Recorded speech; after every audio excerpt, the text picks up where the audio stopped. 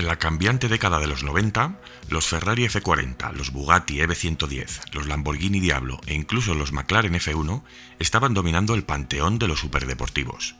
Del mismo modo, todos estos pesos pesados de la época comenzarían a gobernar con mano de hierro en las parrillas de las incipientes series GT.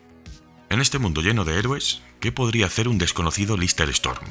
Al fin y al cabo, aunque Lister era ya un veterano iniciado en la competición durante la década de los 50, únicamente produjo 4 unidades del Storm, y tras etiquetarlas con un precio desorbitado, el modelo pasó por los anales de los deportivos sin pena ni gloria. Fugazmente cayó en el olvido.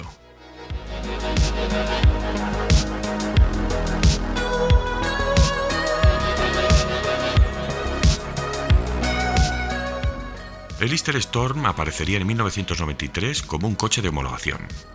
Era un deportivo atípico, totalmente arraigado por conceptos diferentes al resto de deportivos de su clase. Lo primero, porque alojaba el V12 más grande que se había visto en un coche de producción después de la Segunda Guerra Mundial. El gigantesco bloque de 7 litros era una herencia directa de los Jaguar XJR9 que habían estado corriendo bajo la dirección de TVR en el Grupo C. Lo segundo es que mientras que el resto de deportivos de este corte se perfilaban irrefutablemente como conceptos biplaza, el Storm se presentó como un 2+2. ¿Se trataba de un GT urbano o quizás de un Gran Turismo de 4 plazas? Bueno, se podría decir que este Lister permitía viajar con la familia, o igual no, pero 4 plazas homologadas tenía. Y tercero, cuando aterrizó en el mercado, registraría una velocidad máxima de 330 km por hora. Estamos hablando de una época en la que a nadie le importaban las vueltas rápidas en Nürburgring.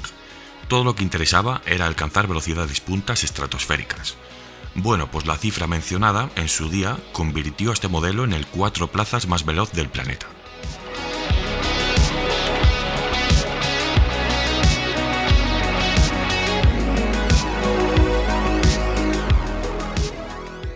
Lister era una compañía que entonces ya tenía una estrecha relación con Jaguar. De hecho, acostumbraba a preparar los modelos de la marca de Coventry de una manera equivalente a lo que hacía AMG con Mercedes antes de la fusión de ambas. Dicho esto, obviamente un corazón de Jaguar para el Storm venía como anillo al dedo. Como os decía, a pesar de contar con décadas de experiencia en el automovilismo, Lister se seguía postulando como un fabricante de baja escala. Sin embargo, en el mundo del motorsport, este nombre sí que infundía cierto respeto. Sus labores con MG y Bristol Power le habían otorgado cierto estatus en los circuitos durante las décadas de los 50 y los 60, y posteriormente los lazos de su fundador, Brian Lister, con Jaguar, siguieron alimentando cierta leyenda. Por desgracia, a mediados de los años 60, la empresa Lister Cars quebraría, dejando un enorme silencio alrededor de su nombre. Un nombre que de primeras parecía evocar cierta proyección en la competición, pero que ahí se quedó. Tras unos cuantos años de letargo, la resurrección de Lister en 1986 vendría infundida por Lauren Pierce, con la principal intención de comenzar a modificar abruptamente los vehículos especiales de la firma Jaguar, como ya hemos mencionado. Ya por entonces ascendería la capacidad del veterano V12 Jaguar de 5,4 litros hasta los 7 litros, y es en este punto donde Pierce supo que necesitaba su propia insignia en lugar de seguir corrigiendo modelos de marcas ajenas.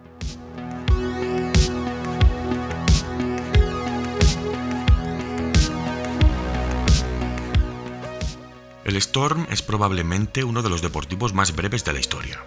Su pobre rango de producción se limitó a tan solo 4 unidades comprendidas en un lapsus de tiempo que databa de entre 1993 a 1994. Pero el concepto no era malo. Mike Hughes había estado a la cabeza de este diseño partiendo de un liviano monocasco de aluminio con un motor que se alojaría en la parte delantera, ajustado al ras, todo lo posible justo antes de que éste invadiese la cabina y el conductor terminase acariciando los colectores. Ya entonces el chasis iba equipado con una evolucionada suspensión push-rod y la carrocería sería completada con muchas partes compuestas de fibra de carbono. Como entonces era bastante común entre los fabricantes ingleses el utilizar piezas de otras marcas para abaratar costes, esta práctica se multiplicaba en fabricantes sin ningún tipo de antecedentes de producción y sin catálogo comercial como Lister. Así pues podemos observar, por ejemplo, nítidamente cómo los pilotos traseros del Storm, del deportivo, proceden de un Audi 80 B3. Bueno, en este caso estaban divididos en 2 secciones. Una vez se lanzó el modelo, Pues a Lister se le ocurrió la genialidad de tasarle con 220.000 libras, algo que equivalía aproximadamente a $330.000 de la época. Casi nada. Obviamente el Storm obtuvo sus 15 minutos de fama y se esfumó. Pero no fue así dentro de los autódromos. Lister tenía una buena experiencia en esto, de manera que homologó el Storm para participar en las carreras GT. Y aunque el coche tuviese un buen planteamiento y arrojase un buen rendimiento, tenía un punto en contra. Lister homologaría el modelo en el peor momento posible de las competiciones GT. Los McLaren F1 GTR estaban arrasando las parrillas de la categoría, y Porsche cerraría el ciclo presentando su nuevo 911 GT1, que era esencialmente un prototipo de carreras homologado para carretera, y no viceversa.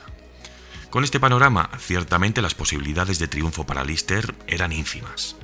La primera versión homologada, denominada como GTS, haría su primera aparición en la edición de Le Mans de 1995.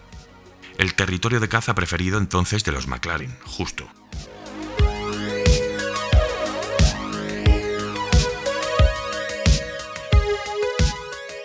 Estos chasis iniciales de carreras eran prácticamente homólogos a las versiones de carretera, con unas pocas especificaciones de competición entonces obligatorias.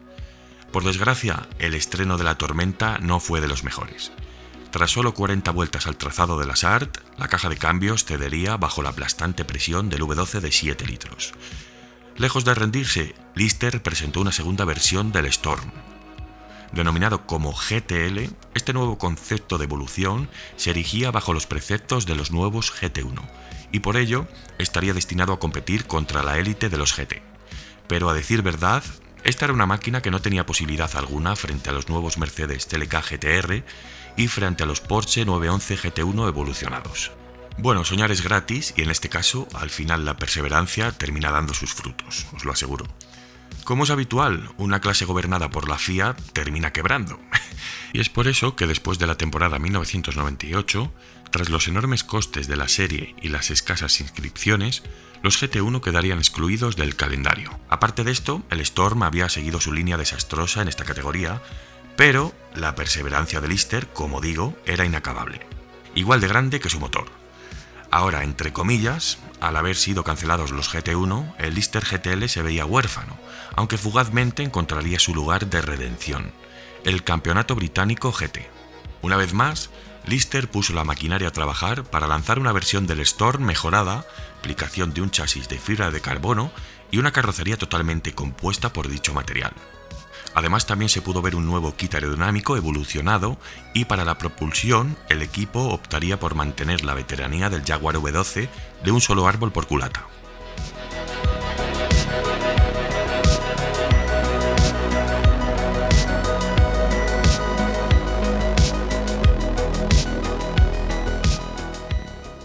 El esfuerzo, los sacrificios y la perseverancia por fin dejaron ver resultados. El Campeonato Británico GT de 1999 sería conquistado por un Storm, dirigido por Julian Bailey y Jamie Campbell-Walter. Y no solo eso, un año después, cuando el Campeonato FIA GT del año 2000 unificó la parrilla con vehículos de la clase GT2, Bailey y Campbell-Walter lograrían arrasar la serie con 5 victorias en las 10 carreras disputadas. Aquel Storm GTM había sido modificado bajo el reglamento GT2, reduciendo sus atributos aerodinámicos, pero presentando en contrapuesto un morro más alargado. El Storm todavía llevaría a Mike Jordan y David Warnock a conseguir un segundo título en el Campeonato Británico de GT en 2001, pero ahora sí, esta vez, los atributos de este modelo ya comenzaban a quedarse obsoletos. Parecía que el controversial deportivo comenzaba a vislumbrar el ocaso de su carrera. Sus nuevos corsarios de la serie eran pesos pesados de constante evolución. Porsche, Chrysler con sus imbatibles Viper o Ferrari comenzaban a instigar al Lister gradualmente hasta dejarle fuera de combate. Pero esperar que aún no nos vamos. Cuando creías que ya había finalizado esta historia, Lister construyó un nuevo chasis GTM en marzo de 2001. Bajo la bandera de Lister Racing, este coche competiría hasta el año 2003 nada menos, acaparando hasta 5 podios, portando una tecnología que ya estaba a unos cuantos años de la de sus rivales. En términos generales, haciendo un balance, los Lister Storm GT iniciales, además de no estar a la altura tecnológica de sus competidores, no fueron nada fiables. De hecho, en la mayoría de sus intervenciones se vieron lastrados por problemas mecánicos de distintas índoles. Al final, recordemos, entre el 93 y el 94 solo se fabricaron 4 coches de calle, pero las versiones de carreras disfrutaron de una vida mucho más prolífica. Primero vinieron los GTS y el GTL, construidos teniendo en cuenta las reglas GT1 de la FIA. Uno de los GTL de hecho más conocidos fue sin duda el que fue patrocinado por el Newcastle United Club de Fútbol durante un periodo.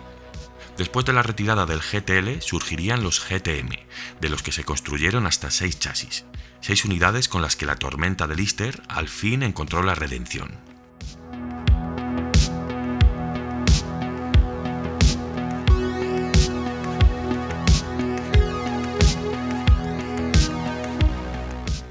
Este coche tiene una historia realmente oscura, bueno, más bien un paso oscuro por la historia, que es distinto, no es lo mismo. Siempre me gustó, siempre he sido un fiel devoto de las cosas menos conocidas, de lo menos admirado, y este concepto es un claro ejemplo de deportivo raro, es un bicho raro, un patito feo. Al menos a mi gusto me parece un coche muy bonito y ya hace tiempo que le tenía en la pista para traerle al canal.